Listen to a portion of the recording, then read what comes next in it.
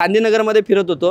मला त्यांनी सांगितलं या परिसरामध्ये एवढे गुन्हेगारीचा प्रभाव वाढलाय, गांजा वगैरे सर्रास विकला जातो. खरं आहे का? मुलांना मग कामधंदे नसले की मुलं असे वाईट वळणावर जातात ना.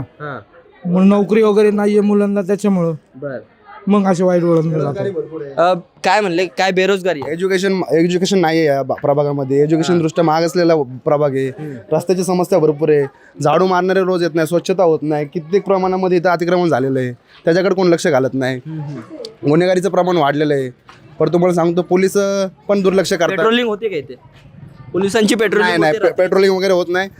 कधीतरी 2 दिवसाला 3 दिवसाला येतात पोलिस, नाही का, आणि येतात जातात. काय एवढ्याच गोष्टी चालतात. बाकी ड्रेनेजच्या समस्या भरपूर आहे. कित्येक तरी घरात रोज रात्रीची कामाला लेडीज बसतात, तर त्यांच्या सगळे ड्रेनेज तुंबलेले असतात.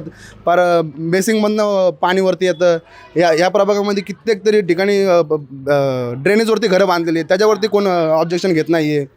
बरं तुम्हाला सांगतो, स्ट्रिक्टली केलं. रस्त्याचं डांबरीकरणसाठी किती वेळा अर्ज केले, ते पण डांबरीकरण होत नाही. कित्येक खड्डे पडलेले.